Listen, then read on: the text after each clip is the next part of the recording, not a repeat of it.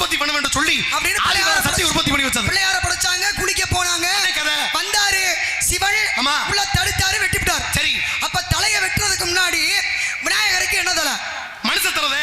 அதுக்கப்புறம் தான் யானை என்று சொல்லக்கூடிய குஞ்சரத்தின் தலை. முன்னாடி இருந்தது மனித தலை, பின்னாடி இருந்தது யானை தலை. அப்ப முன்னாடி இருந்தது மனுஷ தலை.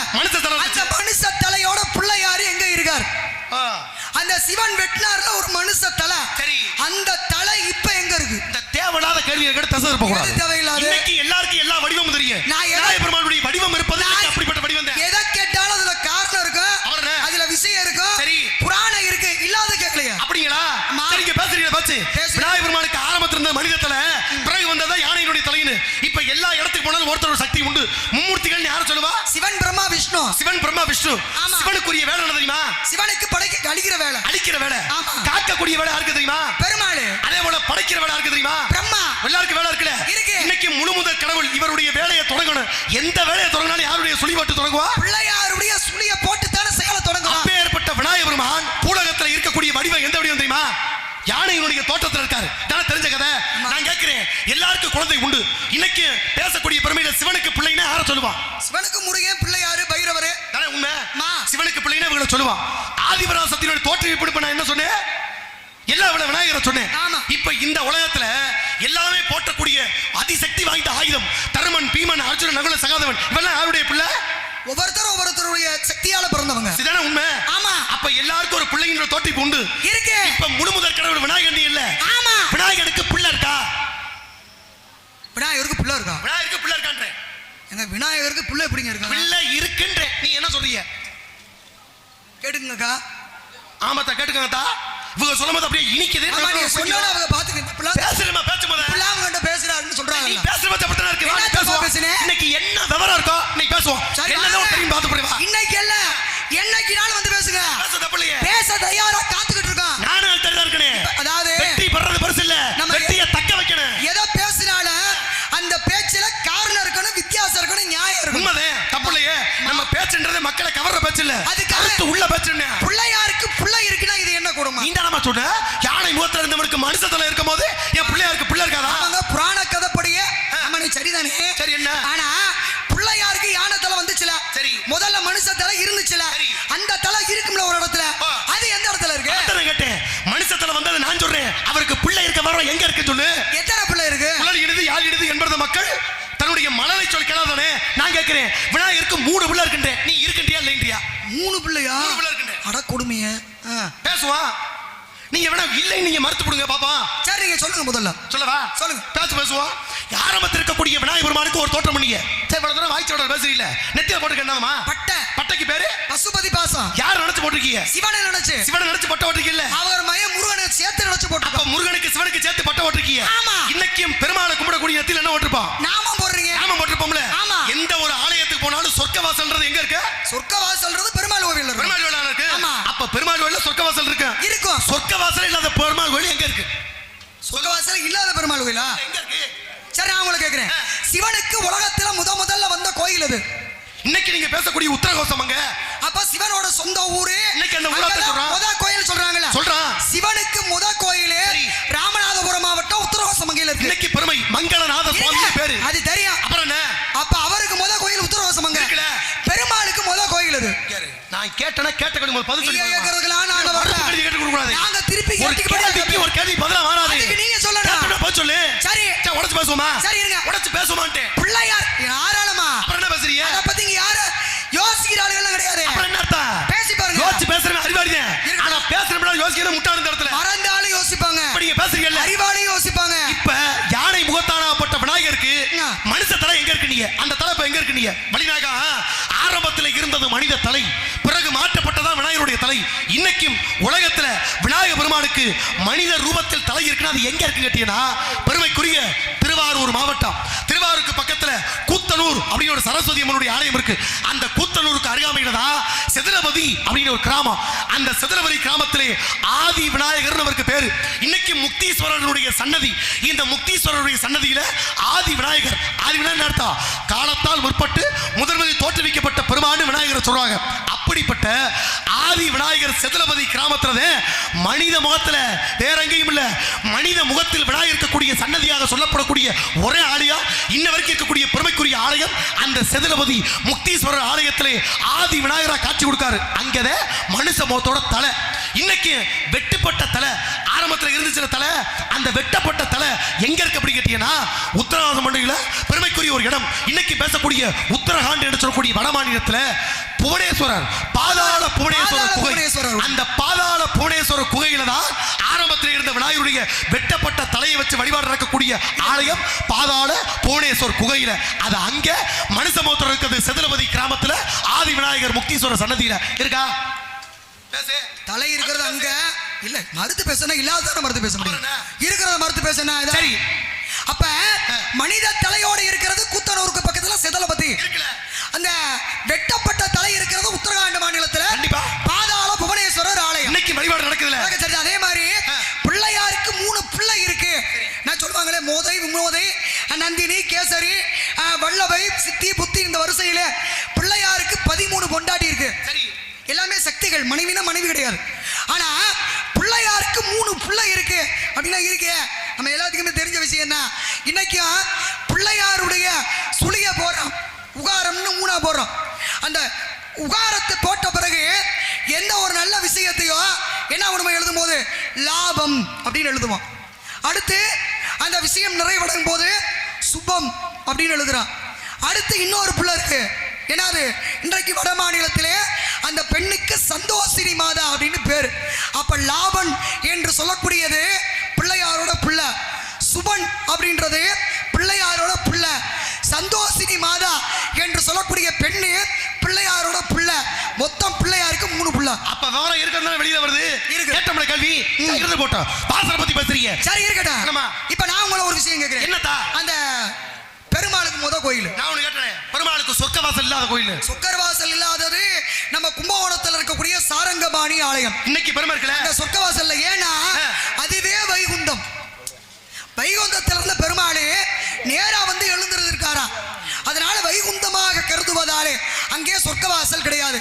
பூலோக வைகுண்டம்ன்றது ஸ்ரீரங்கம், அது வேற பெருமை இருக்கல. அதே மாதிரி ராமானுஜர் பிறந்தார் இல்லையா ஸ்ரீபெரும்புதூர், அங்கேயும் சொர்க்கவாசல் கிடையாது. சரி, சில தலங்கள் இருக்கு, அதுல முக்கியமா இத்தனை பெருமாள் இருக்கல. ஆனா நீங்க கட்டிய சிவனுக்கு சொந்த ஊரா சொல்லக்கூடிய உத்தரவாசம் மாதிரி பெருமாளுக்கு சொந்த ஊரா விஷ்ணுவுக்கு ஒரு ஆலயம் இருக்குன்னா எங்க தெரியுமா? இன்னைக்கும் திருவரங்கம் அப்படின்னு நம்ம ஸ்ரீரங்கத்தை சொல்றோம். பெருமாளுடைய ஆலயம் புண்ணியமிக்க திருச்சிக்கு அருகாமையில். அந்த ஸ்ரீரங்கத்துக்கு முந்தைய தரமாக பேசக்கூடிய ஆற்றப்படுத்த 10 அவதாரம் மொத்தம். இந்த 10 அவதாரத்துல எத்தனை அவதாரத்தோடு சம்பந்தப்பட்ட ஆலயங்கள் இருந்தாலும் முதல் அவதாரம் என்று சொல்லக்கூடியது மச்ச அவதாரம். இந்த மச்ச அவதாரத்தோடு தொடர்புடைய ஆலயமாக இந்த ஆலயம் இருக்கு. அது எங்க கேட்டீங்கன்னா ஆரம்பத்திலே சோமுகன்ற அரக்கே வேதத்தை எல்லாம் பெருமன்ட்ட இருந்து திருடிட்டு போயிட்டாரு. அப்ப இந்த சோமுகன்ற அரக்கே யார்கிட்ட திருடி போனாரு?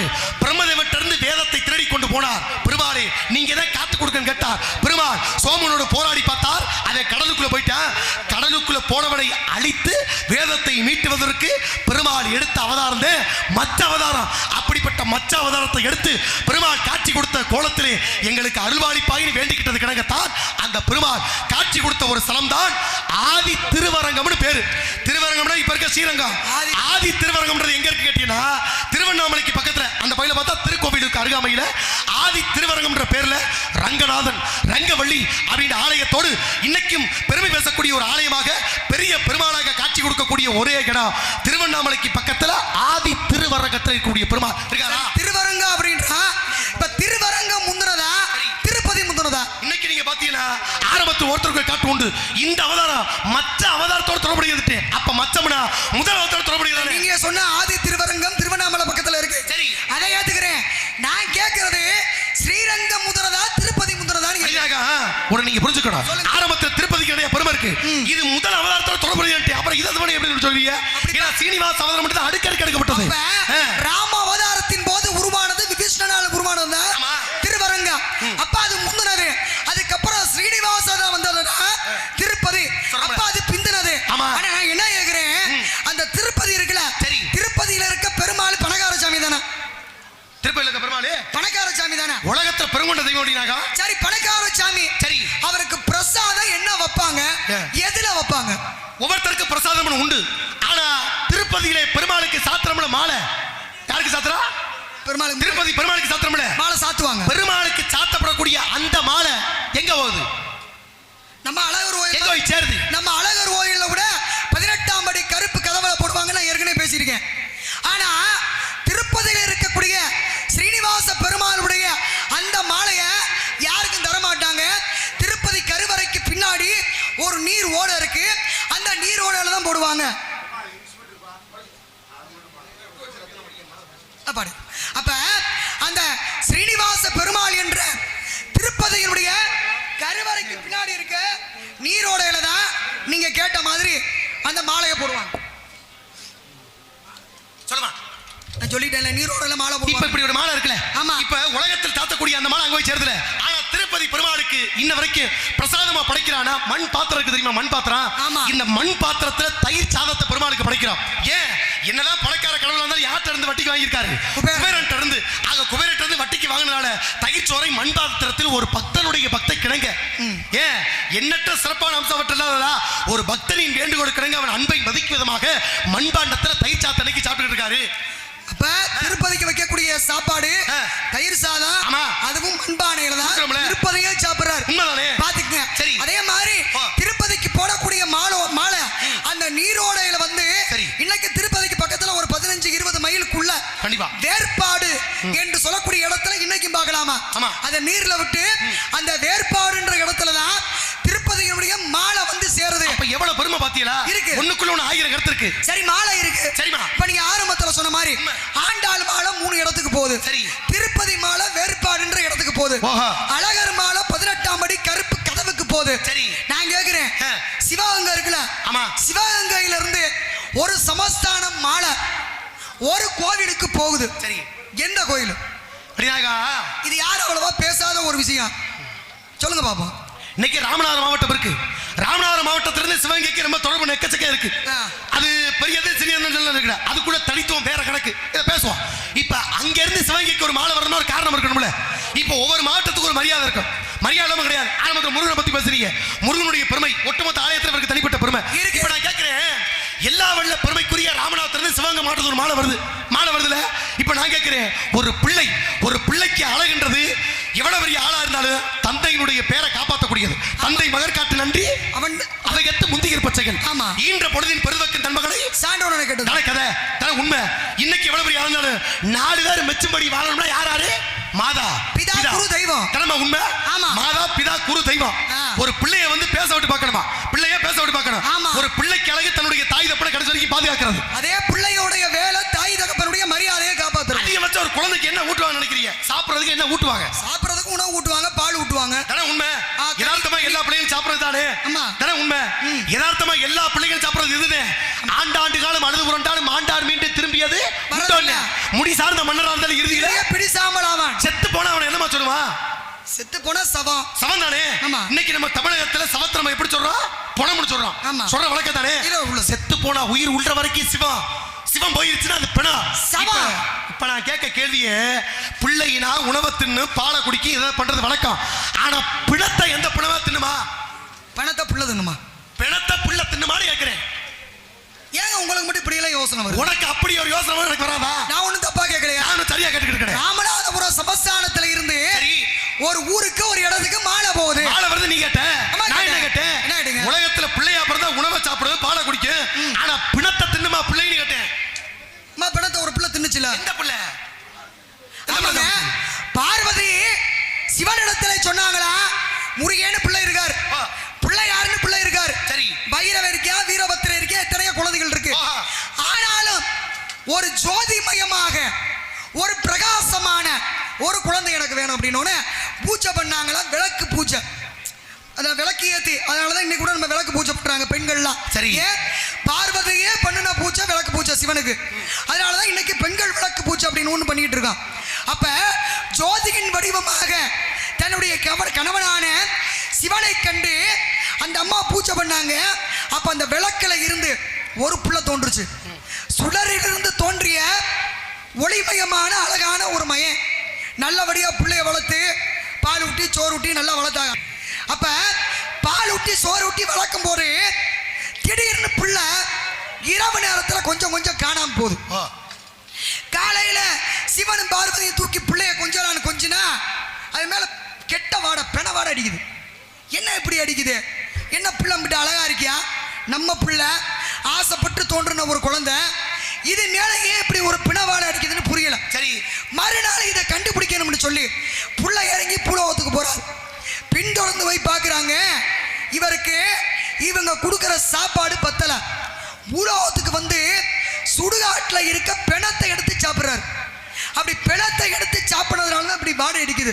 பார்த்தாங்க சிவனும் பார்வதியும், இனிமேல நீங்க இங்க இருக்க வேணாம், நீ பூலோகத்துக்கு போய் அந்த மயானம் என்ற சுடுகாட்டுக்கு காவலாயிரு அப்படின்னு சொன்னாங்களா. அதனாலதான் சுடரிலிருந்து பிறந்தவன் சிவனுடைய மகள் பிணம் தின்ன காரணத்தினால இன்னைக்கும் மயானத்திலே சுடலமாடன் சாமி இருக்குல்ல, அவர் தான் சுடர் என்ற விளக்கில இருந்து பிறந்தவர், பிணத்தை எடுத்து சாப்பிட்ட புள்ள. அப்ப எப்பேற்பட்ட புள்ள? யாருடைய புள்ள? சக்தியுடைய சொருமா பிறக்கப்பட்ட புள்ள சுடலை மாடன் அவருக்கு பேரு இருக்கா? படிக்க கேட்டிய ஒரு சமஸ்தானத்திலிருந்து சிவகங்கைக்கு வருது மாலைனா காரணம்லாம் மாலை வராது. ஏதாவது கருத்து பயந்துருக்கணும், அப்படிப்பட்ட லீலைகள் நடந்துட்டாதான் மாலை வரும். ஏன்? சேதுபதி மன்னனுடைய மகள் பட்டத்து இளவரசி கிடைத்த ஒரு முத்துமணி மாலை. இந்த முத்துமணி மாலை திடீர்னு காணாம போயிருது. காணா போனா தேடி பார்க்கணும்ல, தேடி பார்த்தாங்க எங்கேயுமே கிடைக்கல. மாலை இல்லைன்னா சுத்தமுத்தி பார்த்தா படை வீரர்கள் தேடி பார்த்தா எங்கேயும் கிடைக்கல. மன்னர் பக்கத்துல இருந்து மந்திரி சொன்னாரா, மாலை கிடைக்க வருத்தப்படாதீங்க, இந்த ஊர்ல நல்லா குறிபாத்து சொல்லக்கூடிய கோடாங்கி இருக்காங்க, அந்த கோடாங்கியை கூட்டி வந்து குறிபாத்தோம்னா மாலை எங்க இருக்கின்ற விஷயம் தெரிய வரும் சொல்ல எல்லா கோடாங்கி கூட்டி வந்து பார்த்தாச்சு, குறி பார்த்து கிடைக்கல. ஒரே ஒரு கோடாங்கியை கடைசியா கூட்டி வரும்போது சொன்னாரா, ஐயா எனக்கு தெரியாது எங்க இருக்குன்னு மாலை வருத்த குறி பார்த்து சொல்ல தெரியாது, ஆனா ஒருத்தன் குறி பார்த்து சொன்னால் அந்த குறி தப்பாது, அப்படிப்பட்ட கோடாங்கி இருக்கான்னு சொல்ல நேரா கூட்டிட்டு வா, விவரத்தை சொல்லு. மன்னர் அழைத்தாலும் சொன்னார். மன்னர் கூப்பிட்டது கிடங்க அந்த ஆளை சிவகங்கைக்கு பக்கத்துல இருந்து கூட்டிட்டு வர்றாங்க. கூட்டிட்டு வந்த பொழுது அந்த ஆள் கேட்ட ஒரு வார்த்தை, ஐயா காணாம போச்சு பொருள், அந்த பொருளை நீனே கண்டுபிடிச்சு கொடுக்கணுமா, கண்டுபிடித்து கொடுத்தால் உனக்கு தக்க சன்மானம் கிடைக்கும்னு சொல்ல. அப்பதான் சொன்னாரா, குறி கேட்கணும்னு ஆசைப்பட்ட, குறி சொல்ற ஆளு வரணுமா இல்ல நான் வரணுமா அப்படின்னு கேட்க, குறி சொல்ற ஆள் வரணுமா நான் வர கேட்ட என்ன அர்த்தம்? சொல்றவது வேறு இவர் வேறையா? எனக்கு குறி சொல்ற ஆள் வந்தா போதும்னு மந்திரி சொல்ல, குறி சொல்றது என்ன அவரா? கருப்பேன் உள்ள இருந்து சொல்லுகிறா. அப்படிப்பட்ட குறி சொல்லக்கூடிய ஆள் வரணும்னு சொல்ல, பட்டத்து குதிரையை கொடுத்தா மட்டும்தான் உனக்கு குறி சொல்லுவேன்னு சொல்லியாச்சு. நேர போனாரு விஷயத்தை சொல்ல, பட்டத்து குதிரையை அனுப்பிவிட வருகிறார் கருப்பன். துணிந்து வந்து கருப்பன் வெளியே நிற்க, உள்ளே அரண்மனைக்குள்ள போறாரு. குறி சொல்ற ஆள் உட்கார்ந்தாச்சு, குதிரை வெளியில இருக்கு. என்ன குறி வேணும் கேளு அப்படின்னு கேட்டது கிடங்க. மன்னருக்கு ஒரு சந்தேகம், இத்தனை குறி வார்த்தை ஒண்ணும் படிக்கல, நீங்க சொல்ற குறி சரியா இருக்குமான்னு எனக்கு எப்படி தெரியும்? வந்திருக்கிறது கருப்பன் தானா கேட்க, உனக்கு சந்தேகமா இருந்தா வெளியில போய் பாரு, நான் ஏறி வந்த அந்த குதிரை இனி உயிரோட இருக்காதுன்னு சொல்ல, வெளியே போய் பார்த்தா குதிரை செத்து கிடந்துச்சா. மன்னர் காலில் விழுந்து கும்பிட்டார், கருப்பா நான் ஏதோ தவறுதல் நடந்துட்டேன், என்ன வரும்னு சொல்லு, ஒரே ஒரு குறிக்கு மட்டும் பதில் சொல்லு, காணாம போச்சு முத்துமணி மாலை, அந்த மாலையை கண்டுபிடிச்சு கொடுப்பாரு கேட்டோன்னு கருப்பன் சொன்ன ஒரு வார்த்தை, அந்த மாலை வேற எங்கேயும் இல்ல, இளவரசி குடிக்கும் பொழுது அந்த மாலை அந்த இடத்துல இருந்து குடிய தொட்டி வழியா வெளியில போய் தூம்புக்குள்ள அடைச்சு கிடக்கு, உடைச்சு பாருனாரா. தூம்ப உடைச்சு பார்த்தா உள்ள மாலை. மன்னருக்கு புல்லடிச்சு போச்சு. கருப்பன் சொன்ன குறி தப்பல, கருப்பா நீ சொன்ன மாதிரி அந்த இடத்துல மாலை இருந்துச்சு, உனக்கு என்ன வேணும்? பொண்ணா பொருளா நகையா காடா நிலமா எதா இருந்தாலும் கேடு சொல்லணும், எனக்கு எதுவும் வேண்டாம். கருப்பன் வாசலுக்கு ஓ இடத்துல இருந்து ஒரு மாலை வந்தா போதும்னு கேட்டாரா. அது கிணங்க ராமநாதபுரத்துல இருந்து சிவகங்கைக்கு ஒரு மாலை வருதுன்னா அது எங்க? இன்னைக்கும் திருப்பாச்சத்துக்கு பக்கத்துல உள்ள மாரநாட்டு கருப்பனுடைய சன்னதிக்கு வருது இருக்கா. இன்னைக்கு ஒத்த மாலை வந்தா பெருமை இருக்கணும்ல. மாரநாட்டு கருப்பனுடைய ஆலயத்திலே இன்னைக்கும் இப்பவும் திருவிழாவின் போது நடக்கக்கூடிய அப்படிப்பட்ட பெருமைக்குரிய சன்னம் இருக்குல்ல. ஒரு முக்கியமான ஒரு சம்பவம், இந்த சம்பவம் எக்கச்சக்க பெருமை இருக்குல்ல.